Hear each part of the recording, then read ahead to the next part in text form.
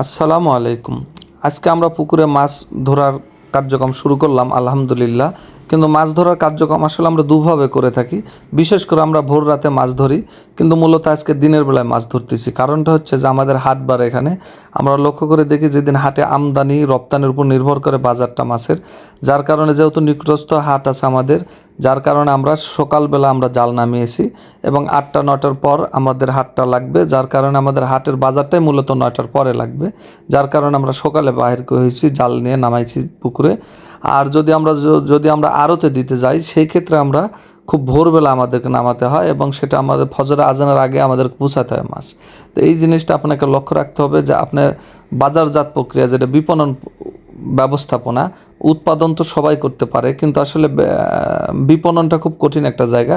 কারণ উৎপাদন সারা বছর উৎপাদন করার পর যদি বিপণনের ক্ষেত্রে যদি আসল বাজার বা মার্কেটিং যদি ধরতে না পারা যায়, তাহলে সারা বছরের যে পরিশ্রম, সময়, টাইম, অর্থ সব কিছুই সেখানে কিন্তু শেষ হয়ে যায়। যার কারণে আপনার এই জিনিসটা খুবই লক্ষ্য রাখতে হবে, বাজার মনিটরিং করতে হবে যে কোন বাজার, কোন আশপাশে কোথায় বাজার ভালো যাচ্ছে, সেই অনুযায়ী আপনাকে জেলে ঠিক করে তারপর মাছ ধরতে হবে। এটা কিন্তু খুবই একটা গুরুত্বপূর্ণ একটা বিষয়। কারণ হচ্ছে যে আমরা যে এখানে যে মাছ ধরছি, আবার যদি আড়তে মাছ নিয়ে যেতে চান, সেক্ষেত্রে কিন্তু যেখানে ভোরবেলা আপনার বাজার, সেখানে কিন্তু দিনের বেলায় যাবার মাছ নিয়ে গেলে কিন্তু সেই মাছগুলো আপনার অর্ধেক দামে বিক্রি করতে হয়। সেখানে যত ভোরে নিয়ে যাবে তত দামটা কেজিতে 50 টাকা 20 টাকা কম বেশি হয়ে যাবে।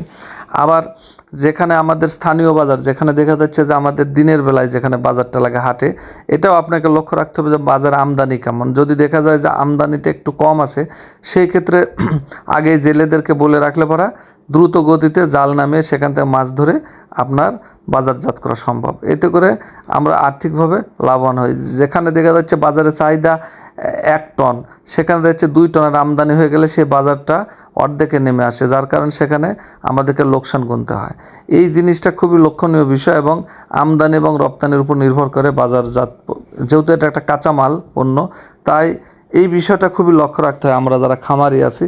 কারণ খামারি যারা কৃষিভিত্তিক যারা আমরা কাজ করি, আমাদেরকে আসলে প্রায়োগিক বিজ্ঞান, ফলিত বিজ্ঞান, মানে এখানে আপনার যেমন জীববিজ্ঞানের যেমন কাজ আছে, এখানে বায়োলজি, প্রাণী বিজ্ঞানের কাজ আছে, পাশাপাশি মার্কেটিংটা খুব গুরুত্বপূর্ণ। কারণ উৎপাদন করার পর মার্কেটিংটা যদি আমরা সঠিক জায়গায় সঠিক সময় যদি বিক্রি করতে না পারি, তাহলে এটা অনেক আমাদের লস হয়ে যায়।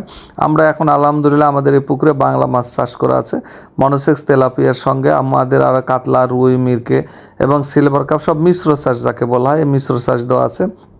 এবং এই মাছগুলো না আমাদের সচরাচর লোকাল মার্কেটে খুবই চলে। যদি আমরা ক্যাটফিশ করে থাকি, তাহলে ক্যাটফিশের বাজারটা আসলে স্থানীয় লোকাল বাজারে কম চলে, যার কারণে এটা আমাদের ঢাকা বা আড্ডায় এটা দিতে হয়। এটা আপনাকে নির্ভর করতে হবে যে আপনি মাছ চাষ করতেছেন, সেই মাছের বাজার কোন অঞ্চলে, অঞ্চলভিত্তিক মাছের দাম বেশি হয়, সেই অনুযায়ী আমরা এই মাছগুলো আমরা তুলে সেটা লোকাল বাজারে দিচ্ছি, যেহেতু এটা আমাদের বাংলা মাছ। আর যদি এটা আমাদের ক্যাটফিশ হয়ে যেত, পাবদা, গুলশা, শিং, তাহলে আমাদেরকে এটা পরিকল্পনাই করতে হতো, এটা আমাদের ঢাকার মার্কেটে দিতে হতো।